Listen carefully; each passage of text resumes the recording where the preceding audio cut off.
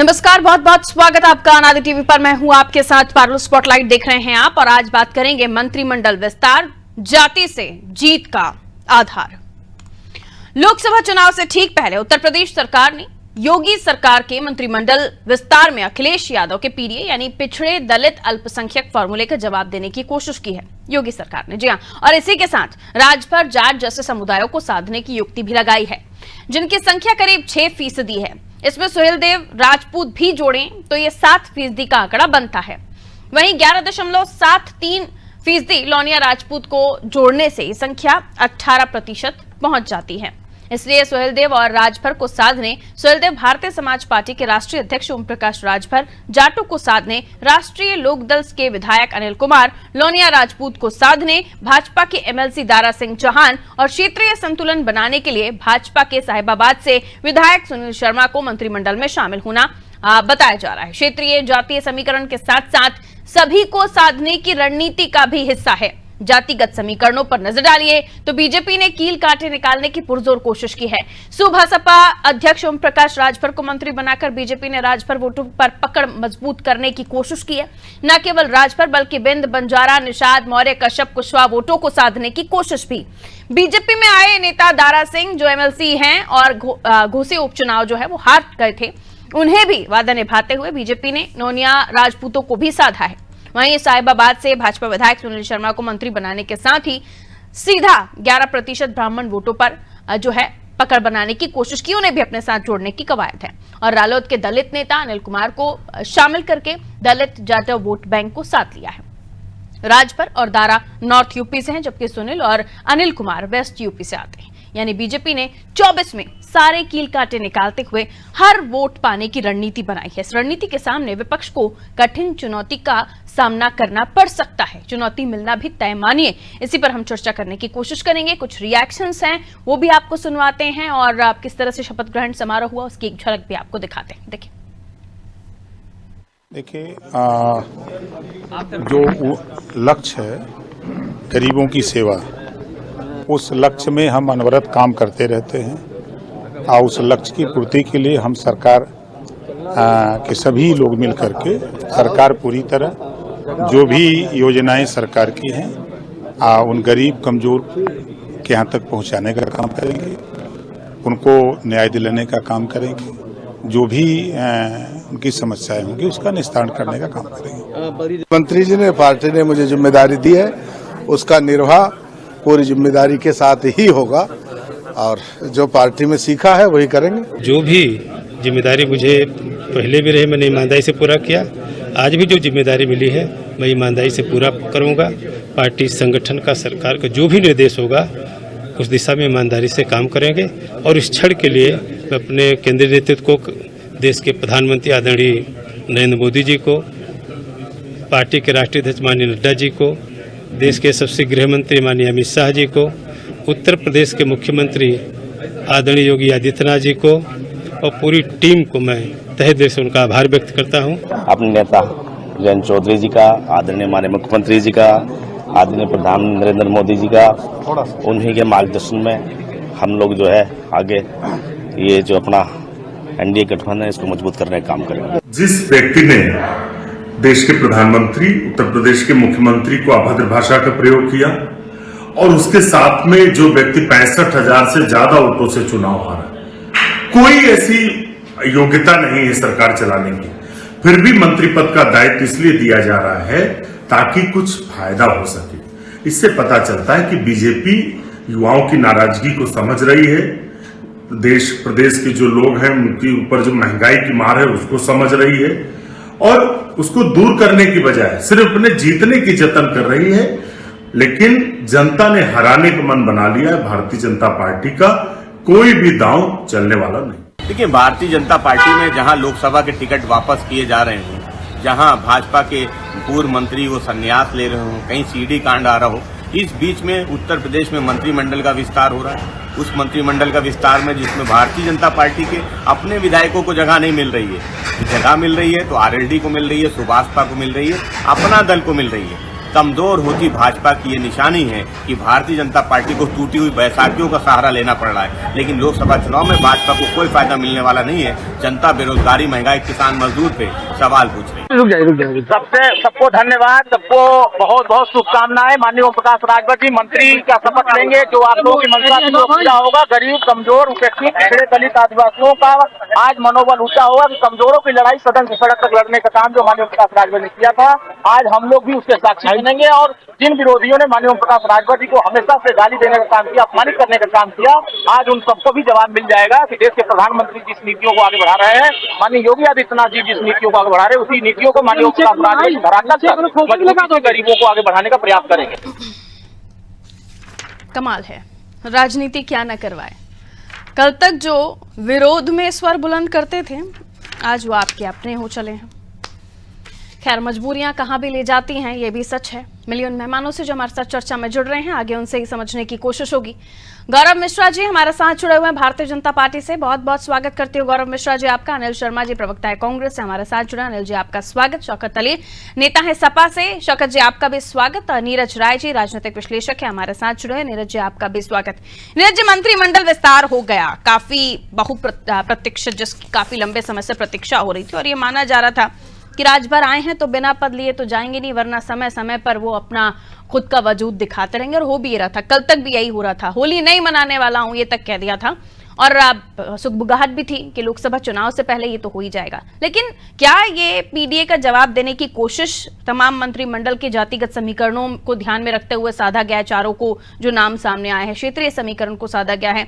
ये तो सभी कह रहे हैं कि लोकसभा चुनाव से पहले चुनावी विस्तार है, लेकिन पीडीए का भी जवाब है। नीरज जी जी देखिए, पीडीए का जवाब नहीं है, इस पर थोड़ा सा मैं विस्तृत बताना चाहूंगा आपको, तब इस पे आता हूं। देखिए, 2014 में देश ने एक ऐसा चुनाव देखा था जो कि जातिगत और दलगत राजनीति से ऊपर उठकर 1984 के बाद 2014 में 30 साल बाद पूर्ण बहुमत की एक सरकार आई थी, जो कि चली 19 के बाद। 19 तक तो ये था कि देश ये देखता था कि संभावनाओं में ही मौका ढूंढा जा रहा था और संभावनात्मक राजनीति हो रही थी कि एक बार हमको और मौका दे दीजिए। लेकिन यहाँ पर फिर जो जाति की राजनीति खत्म हो चुका था 2014 में, अब 24 में मजबूरी है इनको लेना। लेकिन आपने कहा पीडीए, बिल्कुल पीडीए को टक्कर नहीं है। क्यों टक्कर नहीं? 4 मंत्री बने हैं। दारा सिंह चौहान चुनाव हार कर एमएलसी बने हैं, और ओम प्रकाश राजभर की कहानी जो दबे शोषित वंचित सबका लबे लच्छेदार मारते हैं, 3-4 मिनट का एक शब्द मारते हैं।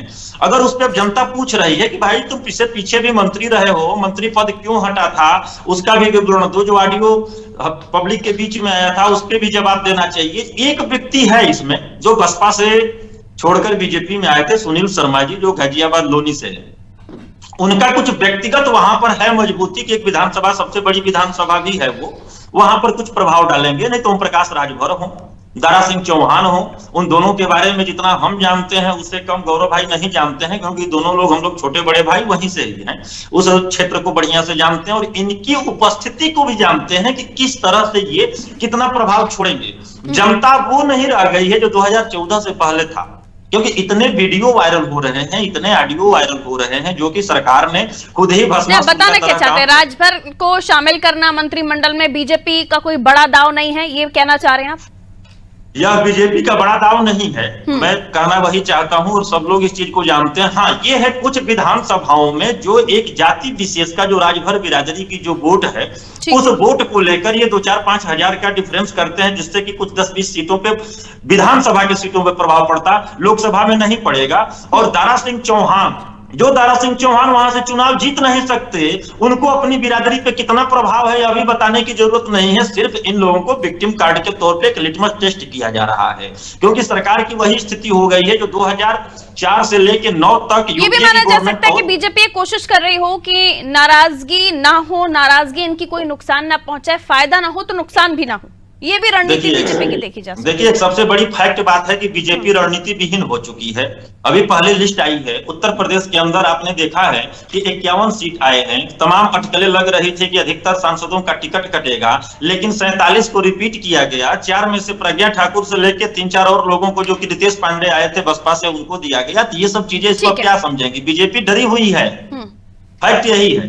ठीक है, लॉटरी बीजेपी डरी हुई है, फैक्ट यही है। और बाकी अगर प्रीवियस पोल्स देखें तो वहां पर बीजेपी का कॉन्फिडेंस नजर आता है लिस्ट में। खैर, मैं लौट रही हूँ आपके पास सर। गौरव मिश्रा जी हमारे साथ जुड़े हैं। गौरव मिश्रा जी, अखिलेश जी का ट्वीट मंत्रिमंडल विस्तार के बाद, जिससे वो कहते हैं बीजेपी हटाओ नौकरी पाओ, शपथ के सामने दूसरी शपथ, नौकरी देने वालों को वोट देने की शपथ लें युवा, और मंत्रिमंडल विस्तार को लेकर नीरज जी कह ही रहे हैं कि बहुत बड़ा कोई दाव नहीं चला है। आपने ये कोशिश की है कि नाराजगी अगर है तो उसे नाराजगी को थाम लिया जाए कि किसी तरह का कोई नुकसान ना हो, क्या कहिएगा?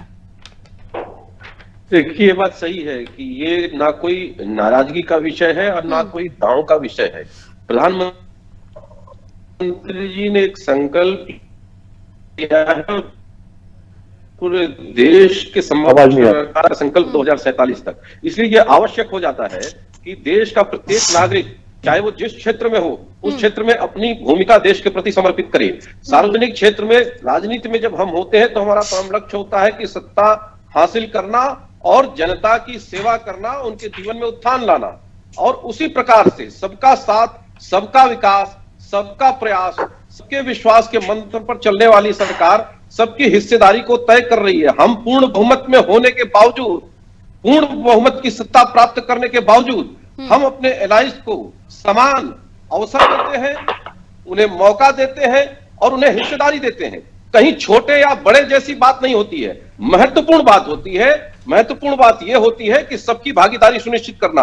और अब जिस मोड में भारत निकल पड़ा है, जिस मोड में देश निकल पड़ रहा है, और सबकी भागीदारी सुनिश्चित करना, यानी गौरव मिश्रा जी जातिगत समीकरणों को ध्यान में रखते हुए भागीदारी सुनिश्चित की है ना,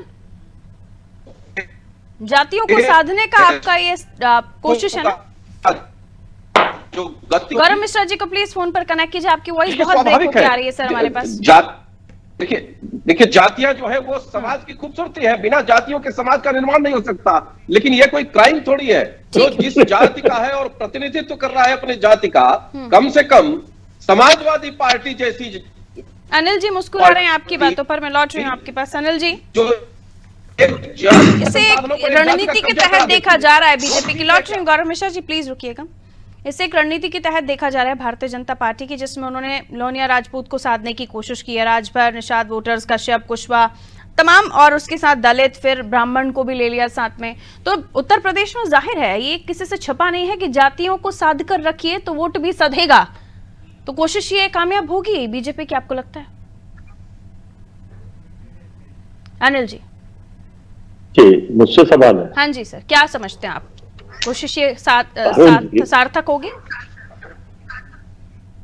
एक तरफ बड़े बड़े दावे करने वाली भारतीय जनता पार्टी, इनके नेताओं और इनके कार्यकर्ताओं के द्वारा ये कहना कि अब 400 पार कोई रोक नहीं सकता है जी। फिर इनको किस बात का डर है? विपक्ष की एकजुटता से ये इस तरह से भयभीत हैं कि ये हर जाति विशेष को साधने का काम करते हैं। एक तरफ हिंदुत्व की पार्टी की बात करते हैं, दूसरी तरफ ये मुस्लिमों को भी साधने की बात करते हैं। जहां एक तरफ इनकी सभाओं में ये कहा जाता था कि जो मुसलमान अगर हमारी सभा में भी खड़े हो तो वो चले जाए, हमें ना उनकी शक्ल देखनी ना उनका वोट चाहिए। 2017 के चुनाव में यह ऐलान किया गया था बीजेपी के द्वारा कि मुसलमानों पर हमको भरोसा नहीं और मुसलमानों का वोट हमको नहीं चाहिए। हमने किसी भी मुसलमान को टिकट नहीं दी और सरकार बनते सबसे पहले मोहसिन रजा जी को मंत्री बनाया।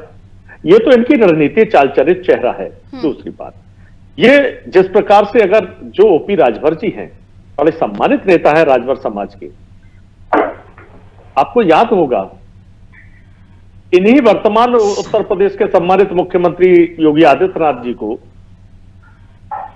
कटोरा देकर मंदिर में बिठाने की बात ये करते थे।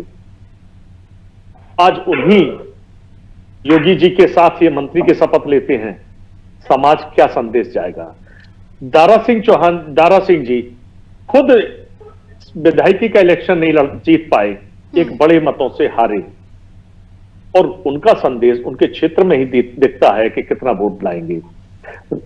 अनिल कुमार जी लोकदल से आए हैं, मंत्री बने हैं, बहुत अच्छी बात है। इंडिया गठबंधन में थे, पूरा गठबंधन लोकदल साथ था, लेकिन ऐसा कौन सा समझौता हुआ? इसको सौदेबाजी नहीं कहेंगे तो क्या कहेंगे कि इनके एक व्यक्ति को यहां मंत्री बनाया जाएगा, दो को वहां बनाया जाएगा, ये सेटिंग का खेल। तो ये लालच दे देकर ये वोटों को साधने का जो काम कर रही है, ये सबका साथ, सबका विकास, सबका विश्वास, ये केवल नारा और जुमले के अलावा कुछ नहीं है। ये सबका साथ जरूर लेने की बात करते हैं, लेकिन विकास करते हैं अपने इष्ट मित्रों को, व्यापारी भाइयों का।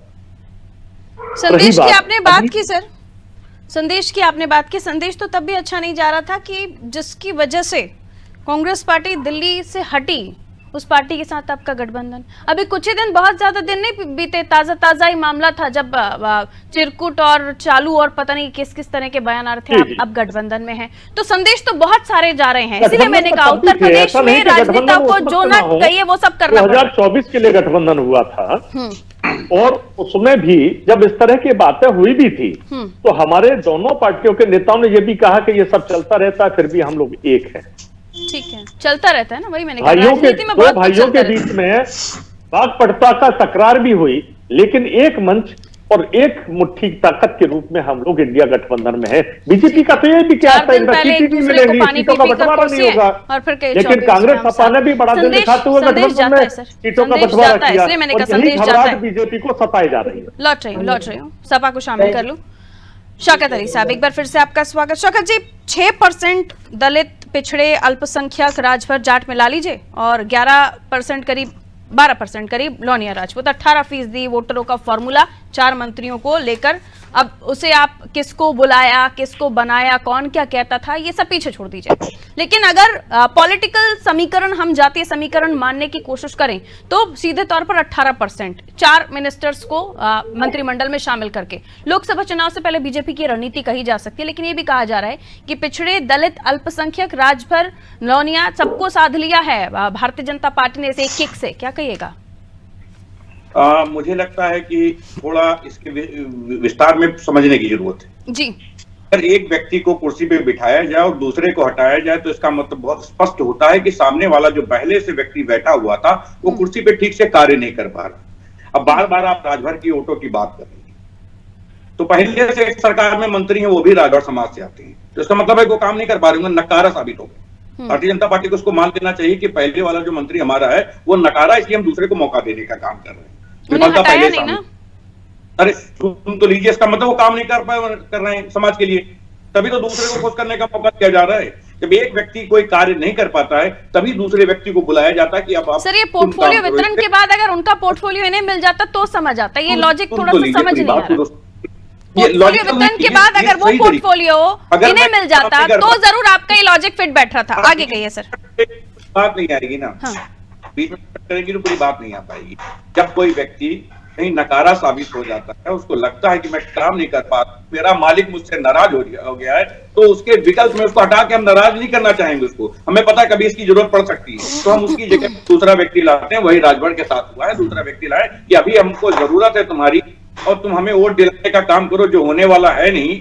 भारतीय जनता पार्टी जो सपने देख रही है वो कभी होने वाला नहीं है, क्योंकि उत्तर प्रदेश के नौजवान और देश के नौजवान जिस तरीके से धोखा खा रहे हैं, पूरा देश देख रहा है कि किस तरह भर्तियां निकाल के पर्चे लीक हो रहे हैं, किस तरह इन लोगों में धांधली हो रही है, किस तरह नौजवान सड़कों पे भटक रहा है। ये पूरे देश के नौजवानों ने, प्रदेश के नौजवानों ने, देश के किसानों ने, सब ने देखा है। आपको क्या लगता है अभी भी कि इस देश का नौजवान पे भरोसा करने का काम करेगा? आप किसी को ला के उनको तो फायदा दे सकते हैं, किसी को खुश कर सकते हैं, नेताओं को खुश कर सकते हैं, लेकिन इस देश के नौजवान को कैसे खुश करेंगे जो आपकी गलतियों के कारण सड़कों पे भटकने का काम कर रहा है?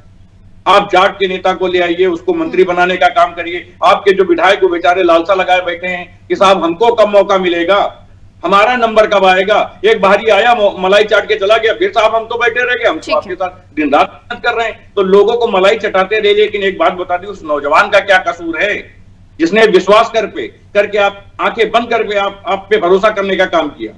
उसने सोचा कि आप बड़े बड़े सपने दिखा रहे हैं, हो सकता हो कुछ अच्छा हो जाए। उस नौजवान ने अपने विश्वास के और आपने उसको गुमराह करने का काम किया। वो नौजवान कितनी बार धोखा खाएगा? अब धोखा खाने वाला नौजवान है नहीं। ये नौजवान आपको जवाब नौजवान वाला एन नहीं है सर, या युवा वाला वाई नहीं है, आपके मिशन में ये नहीं है। पीडीए के लोग तो तैयार बैठे हैं, नौजवान उसमें शामिल हो गया है, नौजवान उसमें बढ़ोतरी करने का काम कर रहा है, और सबसे ज्यादा छला नौजवान गया है। तो नौजवान सबसे पहले जवाब देगा, क्योंकि उसको अपने सबसे ज्यादा भविष्य की चिंता है। और पीडीए की तो चिंता हम लोग को है, ये पीडीए लड़ भी रहा है इनसे, लेकिन जो नौजवान आज छूटा था वो भी इनसे लड़ने का काम कर रहा है। और नौजवान सबसे ज्यादा इनको जवाब देने का काम करेगा। ठीक है, लौट बीजेपी के पास जा रही हूँ। सर क्या कहेंगे गौरव जी, नौजवान आपसे परेशान हैं और अभी सर ने एक बताया शौकत जी ने कि पहले राजभर हैं आपके पास, शायद वो राजभर वोटर्स को कलेक्ट नहीं कर पा रहे हैं, वो उनके पास चुंबक नहीं है, इसलिए आपको दूसरे राजभर उतारने पड़ रहे हैं फील्ड पर।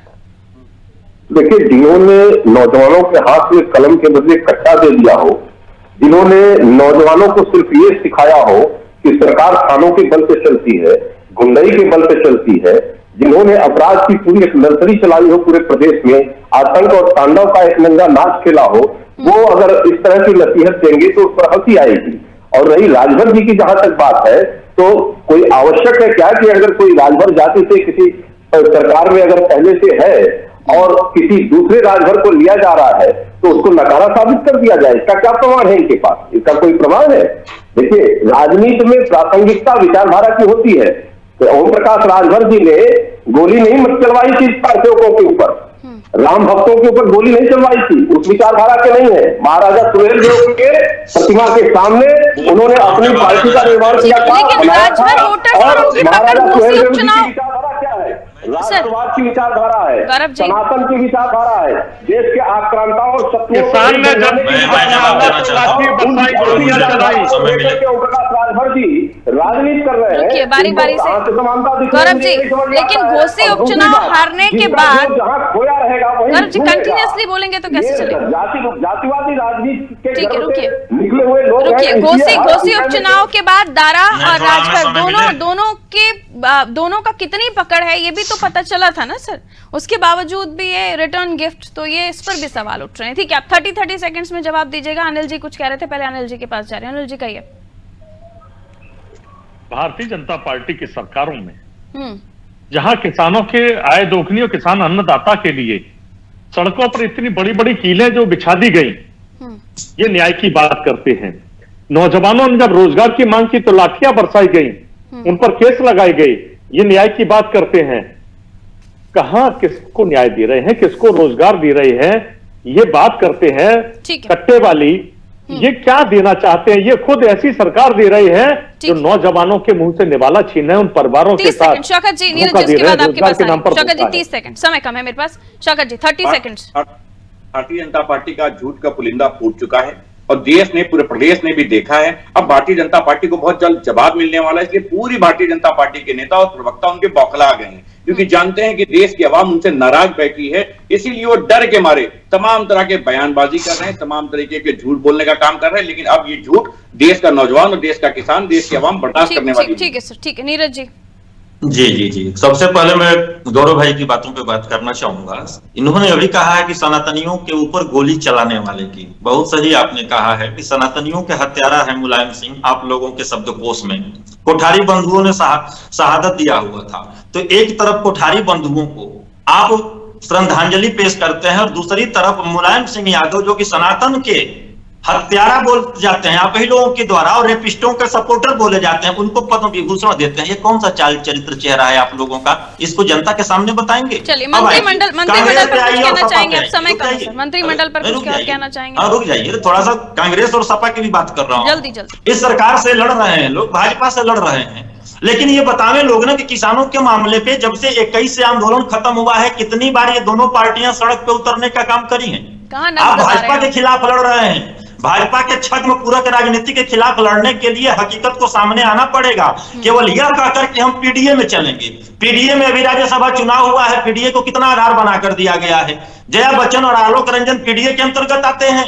आप देखिए, मैं आपके साथ हूं क्योंकि एक जागरूक नागरिक हूं, लेकिन भाजपा के खिलाफ लड़ने के लिए मुद्दों की राजनीति और जमीन पे उतरने की राजनीति अति आवश्यक और अनिवार्य है। बहुत बहुत शुक्रिया आप सभी का हमारे साथ चर्चा में जुड़ने के लिए। उत्तर प्रदेश की हम बात कर रहे थे, जहां आज हुआ मंत्रिमंडल विस्तार, 4 मिनिस्टर्स नए शामिल किए गए। जातिगत समीकरणों को साधते हुए, क्षेत्रीय समीकरणों को साधते हुए भारतीय जनता पार्टी ने 2024 की तरफ एक और कदम बढ़ा दिया है। लेकिन सवाल उठ रहे हैं राजभर के अब तक दिए बयानों पर, दारा सिंह की हार पर, और उसके अलावा बाहरी आए तोहफा ले गए। ये तमाम चीजें हैं जिस पर विपक्षी पार्टियां भी सवाल उठा रही हैं। और अब अखिलेश यादव का बयान नौजवानों को लेकर, लेकिन दूसरे भी पूछ रहे हैं कि नौजवानों की याद चुनावी समय में ही क्यों आ रही है? इससे पहले कितने प्रदर्शन या कितनी बार आवाजें धरातल पर उठी, चाहे किसानों के लिए चाहे नौजवानों के लिए। पीडीए बस नाम ही रह जाएगा या उनके लिए काम भी होगा? विपक्षी पार्टी कितना भारतीय जनता पार्टी को, सत्ता पक्ष को आईना दिखाने के लिए कितना प्रदर्शन कर रही हैं? ये सवाल भी उठा। भारतीय जनता पार्टी अपनी रणनीति पर काम कर रही है। उन्हें लगता है कि मिनिस्टर बना दिया, लेकिन घोसी उपचुनाव ने भी बताया कि किसमें कितना है दम। लेकिन देखना होगा 24 में कितने कारगर होंगे, वोट परसेंट बताएगा। दीजिए इजाजत, नमस्कार।